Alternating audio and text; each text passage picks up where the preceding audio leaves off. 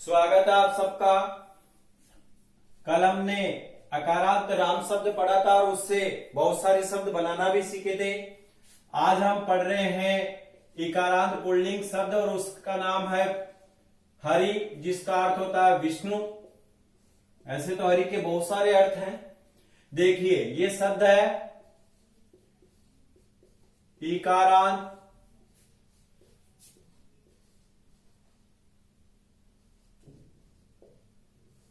Pulling शब्द। देखिए इकारांत pulling शब्द ये आ गया। सर्वप्रथम हम कल की जैसे फिर से लिखेंगे। विभक्ति एक वचनम, द्विवचनम,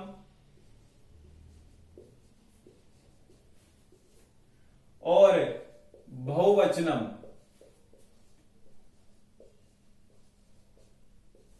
एक बात यहां पे आप ध्यान रखें, जब हम अनुवाद कार्य करेंगे या अशुद्धि संशोधन का टॉपिक लेंगे, जब इन वचनों की ज्यादा आवश्यकता होगी, क्योंकि एक वचन का तात्पर्य होता है केवल एक व्यक्ति के लिए। द्विवचनम का तात्पर्य अगर दो व्यक्ति आ रहे हैं तो द्विवचनम का प्रयोग करेंगे, लेकिन अगर तीन या तीन से ज्यादा व्यक्ति आ रहे हैं तो वहां पे बहुवचन का ही प्रयोग होगा। ये बात हम आगे जब हम अनुवाद कार्य सीखेंगे तब हम इनकी चर्चा विस्तारित रूप से करेंगे। और जो हमारी पहले की कक्षाएं थी व्याकरण की फर्स्ट सेकंड थर्ड, उसमें भी मैंने ये समझाया अच्छे से हैं। ठीक, अब हम लिखते हैं शब्द। प्रथमा हरि ही। देखिए विसर्ग से पहले ई है इसलिए हरि ही। हरि, हरयः, ये हमारी प्रथमा हो गई। द्वितीया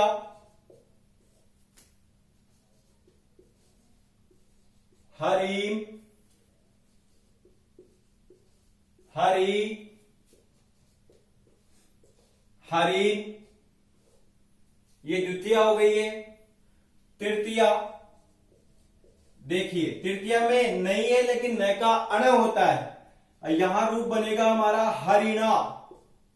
ये नहीं था लेकिन इस रह की वजह से यहां पे अण हो गया। नत्व प्रक्रिया में हम पढ़ के आए थे। हरिभ्याम, हरिभिः।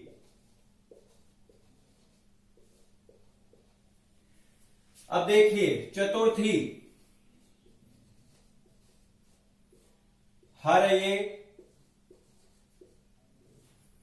हरिव्याम। ऐसा कैसा आ जाएगा? इस प्रकार के चिन्ह का तात्पर्य है ऊपर जो शब्द है वो ऐसा कैसा ही आ जाना, और यहां पे आ जाएगा हरिव्यः। फिर पंचमी, देखिए पंचमी में आएगा यहां पे हरे हे, क्योंकि एक ही मात्रा आ रही है इसलिए हरे हे। हरिव्याम ऐसा कैसा ही आ जाएगा इसमें भी, और इसमें हरिभे ऐसा कैसा ही आ जाएगा। ध्यान रखना भ्याम वाला रूप तीन जगह कॉमन आता है। जो तृतीया द्विवचन में आ गया वही चतुर्थी द्विवचन में आएगा और वही पंचमी द्विवचन में आएगा। षष्ठी, षष्ठी का भी यही रूप होगा यहां पे हरे हे। अब देखिए यहां पे हरयो हो, देखो है, फिर हलंत रह, फिर यो और फिर विसर्ग है। ध्यान रखना ये हलंत जो भी रह होगा वो हमेशा ऊपर ही जाएगा, वो नीचे नहीं रहेगा। एक रह का नियम है, व्याकरण में नियम दे रखा है। उस हिसाब से एक पंक्ति आती है जल तुम्बिका जाए, इस हिसाब से ये रह ऊपर चला जाता है। हरिनाम, ये षष्ठी में हो गया। यहां पे भी नहीं था लेकिन र की वजह से यहां पे अन हो गया है। सप्तमी, सप्तमी में यहां आ जाएगा हरऊ, ये ऐसा कैसा ही आ जाएगा वापिस हरयो हो, और यहां पे आ जाएगा हरिसु। अब संबोधनम देखते हैं इसका। संबोधनम देखिए, संबोधनम में एक वचनम में आ जाएगा हे हरे, फिर द्विवचनम में आ जाएगा हे हरि, लेकिन पीछे संबोधन का चिन्ह अवश्य लगेगा, और बहुवचन में आ जाएगा हे हरयः। इस प्रकार से ये हमारे हरि शब्द यहां पे हो गए हैं। एक बार मैं इनका उच्चारण करा देता हूं। हरि ही, हरि, हरयः, हरि, हरि, हरीम। देखो ई बड़ी आएगी तो थोड़ा जोर दे देते हैं ताकि वो दीर्घ बोल सके। ज्यादा जोर भी नहीं देना, नहीं तो वो प्लुत हो जाएगा। हमारे 3 प्रकार के स्वर माने गए, इसलिए हरीन, हरिणा, हरिभ्याम, हरिभिहि, हरिभिहि। देखो विसर्ग से पहले एक ही मात्रा, इसलिए ही बोल ली। हरे, हरिभ्याम, हरिभ्यः, हरेः, हरिभ्याम, हरिभ्यः, हरेः, हरयो, हरिनाम। ई बड़ी है, हरि नाम। हरऊ डबल मात्रा है यहां पे, तो औ की मात्रा ही बोलेगी, हरो नहीं बोलेगा यहां पे।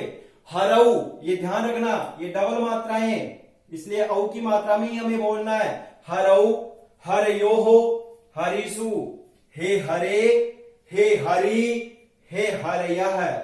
इस प्रकार से ये हरि शब्द का उच्चारण है। लिख लीजिएगा जल्दी से। अब इकारांत शब्द और कौन कौन से होते हैं उनको भी हम यहां अभी लिखाते हैं, जल्दी से लिख लीजिएगा इसे।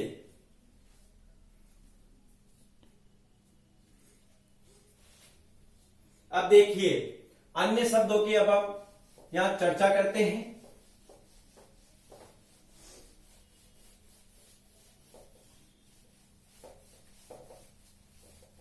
और जिस प्रकार से हमने राम को बनाना सीखा था, उसी प्रकार से इकारांत हरि शब्द को भी बनाना सीखेंगे। लेकिन पहले आप लोग जैसे ही हरि शब्द आप लिख लो, उससे नीचे एक लाइन छोड़ करके कौन कौन से और भी इकारांत पुल्लिंग शब्द होते हैं उनकी चर्चा करते हैं। यहां पे देखिए, कवि, मुनि, जो इकारांत शब्द है उनको हम लिख रहे हैं यहां पे रवि, कपि, कपि का तात्पर्य होता है बंदर। कवि, मुनि, रवि, कपि, अग्नि।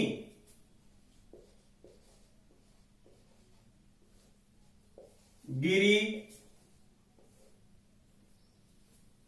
अग्नि शब्द संस्कृत में पुल्लिंग में है। यति, यति बोलते हैं सन्यासी को। भूपति, सेनापति,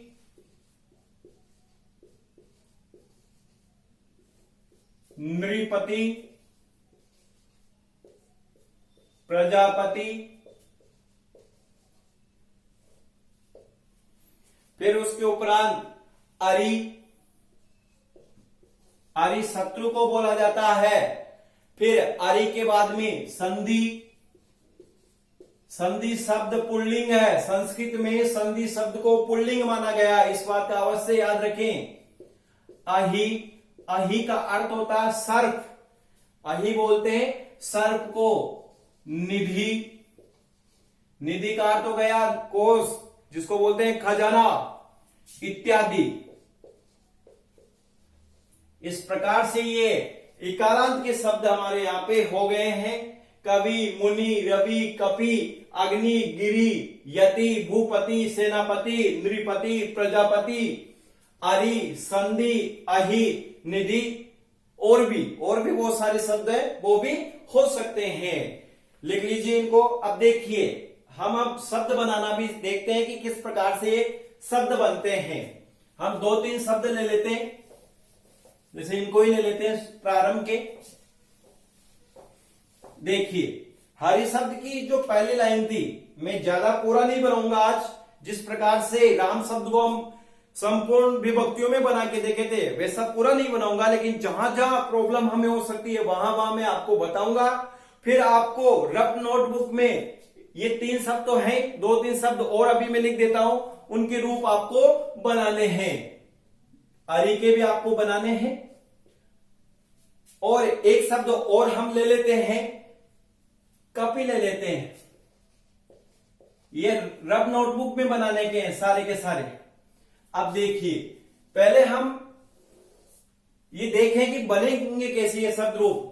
देखिए, हरि शब्द की प्रथमा लिख लीजिएगा पहले आप, हरि ही, हरि, हरयः।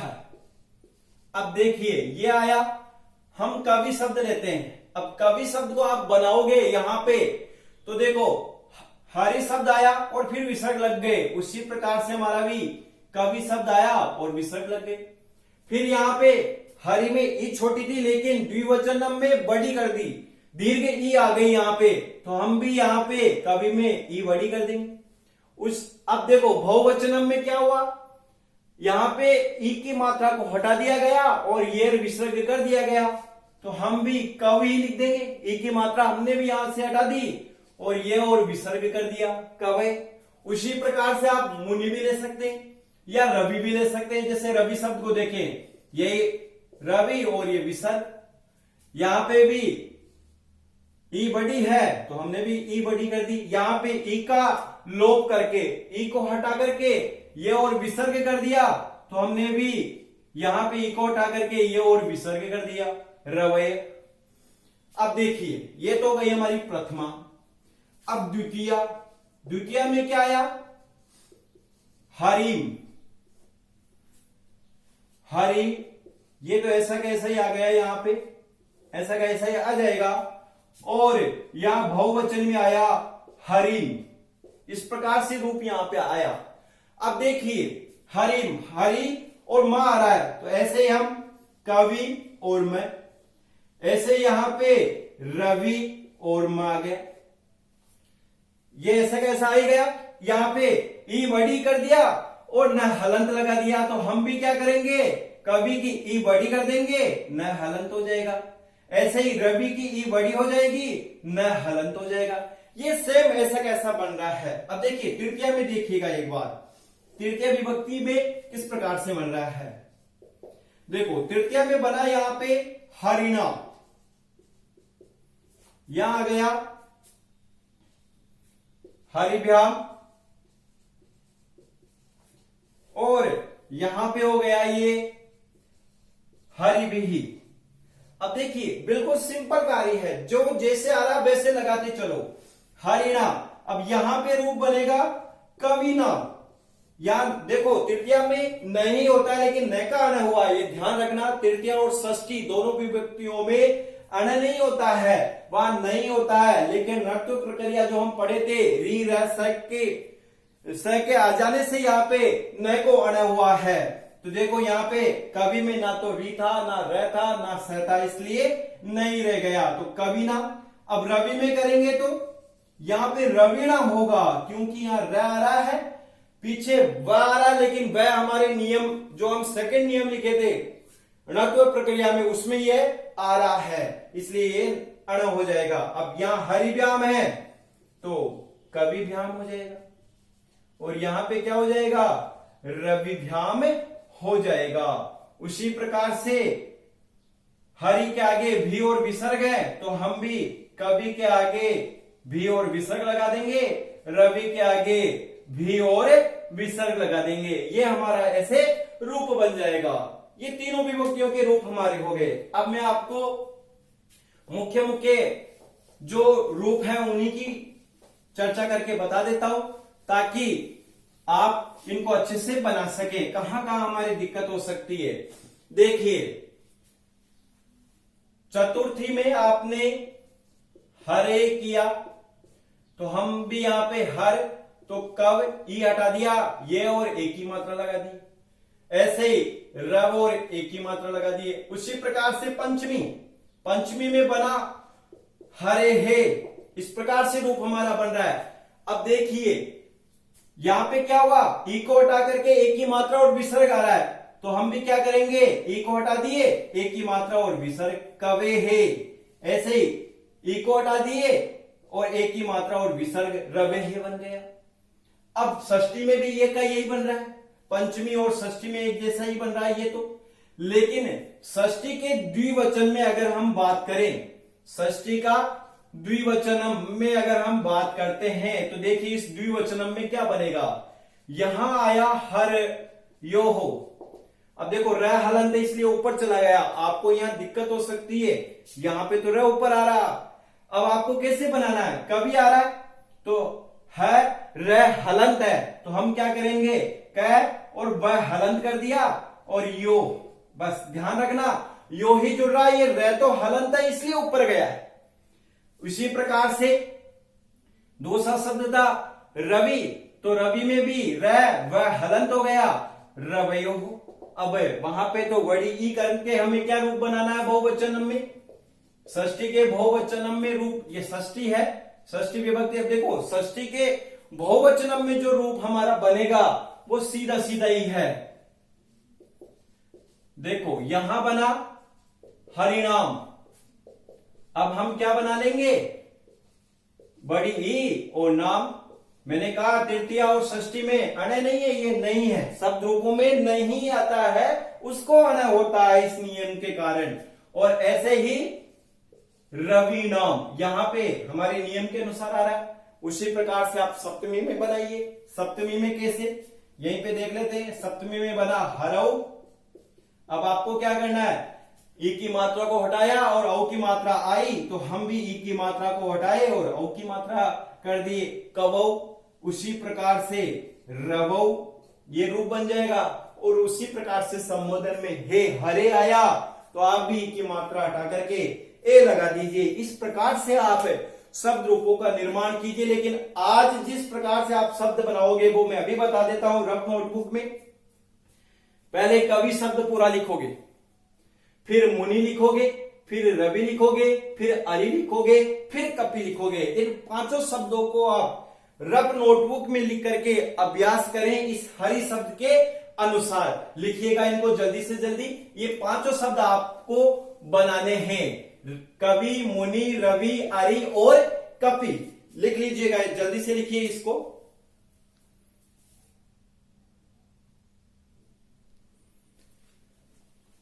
अब इन इकारांत शब्दों में से हमने दो शब्द लिखे थे, एक तो प्रजापति और एक नृपति। इसकी भी बात हम यहां पे कर लेते हैं। देखिए नृपति शब्द जो है और एक प्रजापति, देखिए तृतीया और षष्ठी के रूप बता रहा हूं इन दोनों के। देखो न में री की मात्रा है, अब री की मात्रा आए और उसके पीछे ना आए तो अण हो जाता है, लेकिन यहां पे तो प आ रहा है।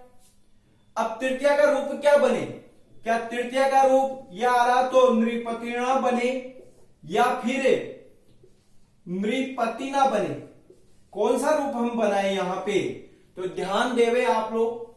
देखो री तो आ रही है, री के आगे पवर्ग का अक्षर आ रहा है, ठीक है हमारे नियम के अनुसार आ रहा है, लेकिन फिर आगे तवर्ग आ रहा है, ये हमारे नियम के अनुसार नहीं है। उस नियम में तो यही था कवर्ग या पवर्ग है या व या र, व्यंजनों से यही अक्षर लिए गए हैं, यही वर्ण लिए गए हैं। अगर ये होंगे तो ही अण होगा, नहीं तो नहीं। तो देखिए यहाँ त आ गया, इस कारण से अण नहीं होगा, न का नहीं रह जाएगा, इसलिए ये रूप नहीं बनेगा। अपितु क्या बनेगा, नृपतिना बनेगा। ऐसे ही प्रजापति में भी, इसमें भी प्रजापतिना बनेगा या फिर प्रजापतिना बनेगा। अब देखिए यहीं पे हम देख लेते हैं, र आ रहा है प्रण, लेकिन आगे जय चवर्ग का अक्षर आ रहा है और तवर्ग भी आ गया, दो अक्षर अलग आ रहे हैं। इस कारण से हमारे नियम के अनुसार ये भी नहीं है, इसलिए ये नहीं बनेगा। अपितु राइट क्या होगा, प्रजापतिना होगा। अब यहाँ पे हलंत रह की बात चल रही थी कि हलंत रह होता तो ऊपर चला जाता है। एक बार कुछ शब्दों के माध्यम से उसको भी हम देखने का प्रयास करते हैं। देखिए मैं शब्द लिख रहा हूं यहां पे, प्रश्न, प्रकार, राष्ट्र, और एक लिख लेता हूं मैं यहां पे धर्म। अब देखिए यहां पे मैं अगर आपसे पूछूं कि हलंत कौन है, प्रश्न में से प है या र है, या फिर प्रकार में से प है या र है, या राष्ट्र में से ट है या र है, तो मैं अब तक बहुत से लोगों को पूछा भी हूं, जहां पे भी मैंने पढ़ाया है, मेरे को अधिकतर जो मेरे को आंसर मिले हैं मैं वो बता रहा हूं।